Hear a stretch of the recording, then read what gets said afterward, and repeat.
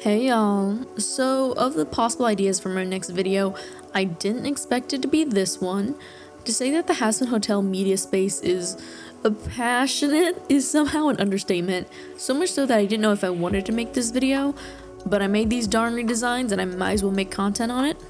But if you want my opinions on the show, I thought it was fun enough to watch. The musicals were mostly all really great and the story could be fun and promising, but the first season has definite pacing issues and I think a lot of story beats could have been done better. That's basically the entirety of my opinions on this show so far. If you wanted a well thought out media analysis, you probably want to find another video because that's not what this video is going to be. I'm going to sit here and yap about my redesigns, and I will bring up the story and changes to it if it pertains to or influences my redesign. I want this to be a fun, dumb little video about a show I watched and enjoyed.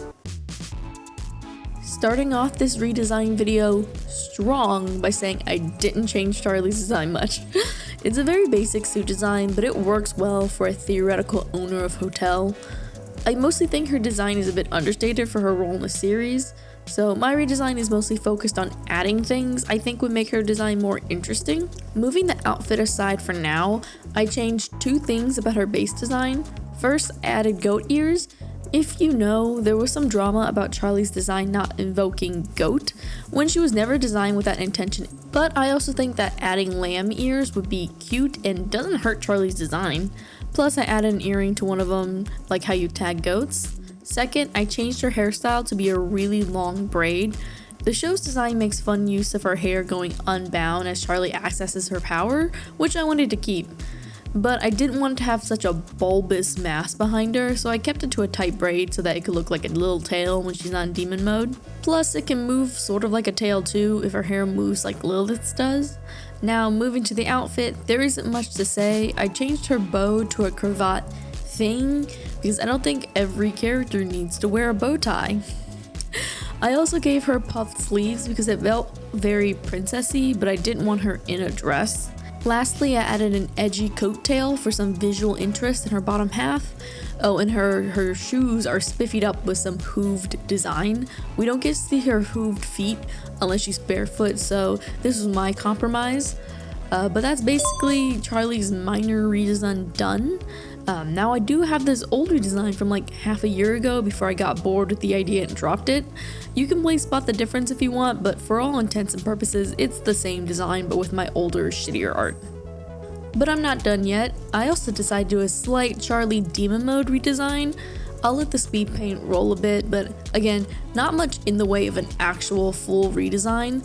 I mostly did it because I had this idea of her hair being unbound and being shaped like wings on her side, but I just couldn't get the shape right. She also has some eye-like designs in her ear for fun. Lastly, in the show, Charlie and her dad's like red cheek marks seem to move around a lot. Like sometimes they're where cheeks would be, and sometimes they move with the corner of their mouth. Blah, blah, blah. But I've decided to permanently staple Charlie's spots to under her eye.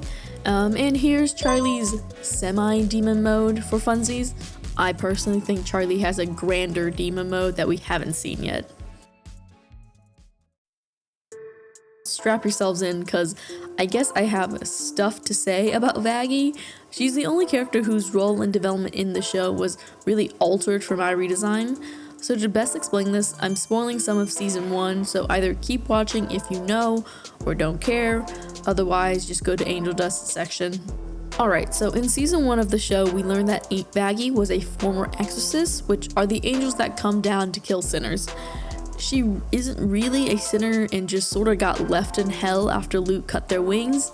So this to me explains why she is so humanoid, unlike a lot of other sinners, and why her design and colors, mostly referring to the colors in the pilot, is so out of place in hell. So cool beans. Now this redesign is mostly meant to play with her pilot design, mixed in with some influences from her exorcist design. She gets some new clothes, which there isn't actually much for me to talk about, and her hair is also just a remix of her exorcist hair with the pilot's colors. Not a lot of exciting things to talk about, but here she is. Also, I made 2 different color sets because I couldn't decide which works better. I guess you can pick which one does. With that prelude covered, I can get into Vaggie's actual redesign, because yeah, that was all basically background information. So in my opinion, Vaggie's character in the first season was focused on, but maybe it was the way it was told or the fast as fuck pacing of the show, but I was never really sold on it. Either give her development more time or show her physically grappling with her changing ideologies. This, combined with the fact that we're shown Sir Pentious getting a semi-new appearance once he ascends to heaven, it just makes me want to give Vaggie a proper center form. So that's basically the gist of Vaggie's redesign, and I'll explain the tweaks to the plot at the end of her section. Blech. I basically didn't make any tweaks to Vaggie's uniform except by adding more X's to the center. It's Vaggie's general anatomy that I changed. She has a much more insectoid body, like a segmented neck, digitigrade legs, and a swallowtail butterfly-shaped tail. This was influenced by general moths and butterflies. When Vaggie was first conceptualized, it was much more explicitly themed after a moth, but as she was developed and that theme played either less of a role or was slowly dropped, which is fine, characters change and influences are dropped. I could also understand not wanting to double down on moth themes with Valentino being there, but I think having Vaggie go back to that original idea of moth is good, actually. First, it would be nice to see Angel's differing relationship with the two moth characters. Second, I want to focus on the idea of, becoming someone new and rebirth, which, like, butterflies and moths are classically associated with. I referenced Valentino for what moth traits I could add or avoid. Like, I gave these tufted ears because I didn't want to give her actual antenna like Valentino, plus it helps accentuate the X shape with her bow. But I did copy the wing cloak idea, but I don't think she would be able to use them until she earns them, like in the show. Here's her new form and an edited one with her new wings. Oh, also I edited the uniform onto her old form because, sure. This is basically the progression of Vaggie's design and character would work for me. She starts off pretty human. She gains the center form, asks Charlie for some space and time so she can, figure this out for herself. Plot stuff happens, they hit a rough patch, Vaggie learns more stuff, and then she gains her wings, relationship mended, fixed, whatever. So that's basically the whole thing for Vaggie. None of the other characters have this level of story in it, so yeah. So heading into Angel's redesign, I just want to give a quick heads up. Since Angel's story does contain SA, I won't be talking about it, but there are quick allusions about his relationship with Valentino. Just want to put that warning out there in case anyone's uncomfortable. Just head to the end to see the redesign or just skip to Husk's section. So Angel's redesign was really daunting since of the main cast, Angel's silhouette is the most iconic and makes really good use of the show's cartoonier style. It's because at every angle, Angel keeps that distinctive head shape, so if you're expecting me to somehow replicate it, don't. I don't know how to do that. To be honest, I didn't put much thought into Angel's redesign since I knew it was already going to be very different stylistically. I gave him a similar type of legs as I did for Vaggie, but I tried to beef up the thighs a bit more. I decided to draw all 6 hands, which were a choice. I'm glad I did it, but it was terrible drawing and posing each hand. If this wasn't a one-off drawing, I would do the same thing the show does and have the extra arms just pop in and out. I redid his hair since it felt stupid if I slapped the show's hair directly onto this design, but the side bangs are meant to reference a spider's chelicera. I moved a set of eyes to the top of the main ones so they didn't just look like freckles. I used the outfit to build out a segmented shape, but I tried to keep the colors simple. The top was actually influenced by Kagita and Kathy from Pokemon. I didn't want to add an actual abdomen to Angel, but to compensate, I gave this big and round coattail to hint at the silhouette of one. I'm not sure how this reflects Angel's story, but it does have a stage performer energy to it. His color scheme is overall very, very pink, all except for the gold fang and drink. I was under this constant battle of thinking I made the design too complicated, but I think it turned out pretty well. Here he is. I'm quite fond of the web lashes. It feels very camp to me. I made a decent amount of changes to Husk, but part of it can be summed up as plonk. His design is pretty lanky in the show, but I really squished him down. He's like the shortest dude in the cast now. I kept his general face shape and brows, but everything else got an overhaul. What's odd about Husk's design is seemingly how he's the only design that incorporates multiple animals, that being a cat but with like bird wings. For now, I want to avoid too many centers with bird or general avian things, since those things are a core part of either heaven or higher hell hierarchy like the Ars Goetia. Not saying that no sinners can have wings, but for the main cast, I would like a little bit more wing variety. So I shifted Husk's redesign to be based off of a manticore, but like a D&D with dragon wings manticore and not classic Persian myth manticore. So while he's even more chimeric, I think this design influence is just much more succinct. So he has a full lion's mane, draconic wings, and a scorpion tail. I had some trouble sketching out the tail, so I thought about just making it a regular tail with the silhouette of a stinger, but I stuck with it. But I don't think the stinger actually does anything, but Husk would play it as if he does have venom. I kept the loose card theming, club and spade on the suspender clasp, diamond eyes, and heart face and tail. I also gave him an actual shirt because I don't know why he was the only one not wearing one. But he has these 2 black dots on his chest like buttons on a shirt. Is it just meant to look like he has a suit and reference tuxedo cats? I just feel like there should be a loose uniform for the staff members of the hotel. I also got rid of his little hat. I did not like it, but I really dig his old overlord look, so I merged it with the lion's mane to make it look more like a beard, because Husk is the oldest maybe member, like age-wise. I kept his color scheme basically the same, just really desaturated it. I thought about changing him to a sandy lion color, but the black works better. And yeah, this is Husk's redesign completed. I'll be honest and say that out of all the characters, Niffty's jokes landed the best with me, especially her intense camera stares.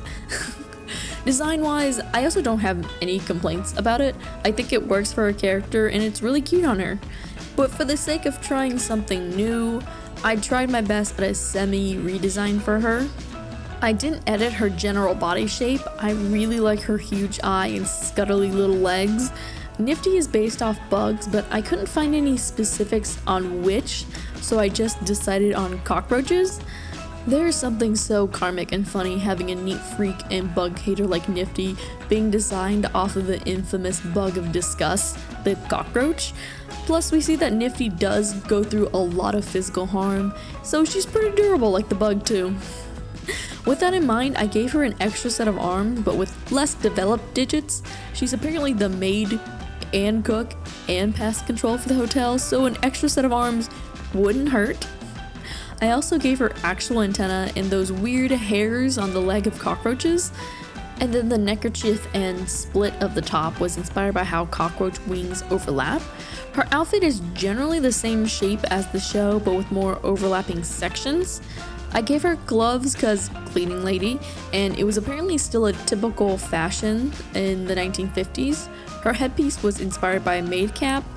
I wasn't planning on changing her hairstyle, but I cheated again and I used the hair to imply bug mandibles. The white of her hair and the horns on her cap give her a sort of Oni vibe, which I wasn't intending, but I think it sort of works with like a Japanese influence. Her skin color gave me a lot of trouble because I was trying to find a suitable brown or orange because, again, cockroach. I will say the pilot had her skin tone be a light yellow, but it was probably a good call to have the only East Asian character not literally be yellow-faced. I settled on this peachy tan, but I'm really not satisfied with it. Here you go, my redesign for Niffty. And finally, we get to Alastor. I actually designed him right after Angel Dust since I needed to figure out what themes and motifs I would be using for Husk and Niffty. We know that Husk is under contract to Alastor, and I'm just assuming that's the case for Niffty too. But about Alastor, I have some problems. It's mostly how the show wants to portray Alastor as being a scary demon, and I mostly just find him silly, even when he's in his ultra spooky demon mode. He's not a character devoid of humor, but the little things of a design just really brings it down for me. His big ass ears, tiny antlers, fuck ass bob, and bow tie. Listen man, if you want me to feel spooked out by a character, don't give them a bow tie. Going into my redesign, I wanted to keep his head in partial shadow. This was influenced by Marilyn Moon Knight, who has a baller ass hat and design. It seems that hats were still a staple in 1930s fashion, so that works out well. I wanted to buff up his deer features, so I gave him more impressive antlers, a deer nose, and big deer eyes. I wanted to give him horizontal pupils that glowed under the shadow of his hat. I find horizontal pupils on humanoid designs equally part silly and mildly uncanny, which works for Alastor, I think. Plus, I have this idea of his pupils spinning around and going vertical when he's activating his demon powers / form. You know, he's sort of like dialing into his powers a la a radio. I wasn't intending to give him visible deer ears, but I added them in so that he could properly say a smile from ear to ear. Speaking of which, I was at a complete loss for how to redesign his outfit. All the reference pictures were giving me nothing, so I put on the 1982 Annie movie's rendition of You're Never Fully Dressed Without a Smile and straight up copied Bert Healy's outfit. But that made Alastor's look really boring, so I referenced actual Alastor's design to complete it. I extended the top coat, popped his collar, sharpened the shoulders, and included some white lining. The bottom lining of his coat was added because the lower half of his design was getting really boring. Plus, it looks like teeth and resembles the jagged edges of Alastor's coat. I didn't get why he was so pissed at Serpentius for ripping his already ripped coat, but I guess he's just particular about how it's ripped. I changed his staff head to better resemble an older Mike, which also is the shape of his forehead mark. In the show, it's just an X, but I fancied it up to look like a reticule. As for the colors, if you've been paying attention, all the hotel staff members are wearing the same shade of red as a sort of uniform. It's Charlie's red, to be more specific. Husk has it on his suspenders because I don't think he's quite willing to put on a bright red shirt, but I also like to think the team compromised on red suspenders. As for the hotel's shady benefactor, I wanted none of Charlie's red on him. He's still mostly red toned, but in a more drab and sepia sort of way. With all that, here's Alastor's redesign, and another to show what he looks like under the shadow. But yeah, that about does it for this batch of redesigns. They're just gonna be passing behind me and next to me if you want to see the details. I know there are more characters that I could redesign. There are just so many characters in the first season of the show. I'm interested in and have some ideas for a few characters, but who knows if they'll come to fruition. This was already a very spur of the moment set of redesigns, but all in all, I'm happy with this little set I made. Of course, these designs are not suited for everyone's taste. I've seen enough opinions of the show's actual designs to know that. Just be civil about it. This was all made for good fun and a creative exercise. With that being said, I hope y'all enjoyed the video. There might be a part 2, there might not be. Do not get your hopes up. I'm bad at that. Next video will come out whenever I can get the idea off the ground. But till then, bye y'all.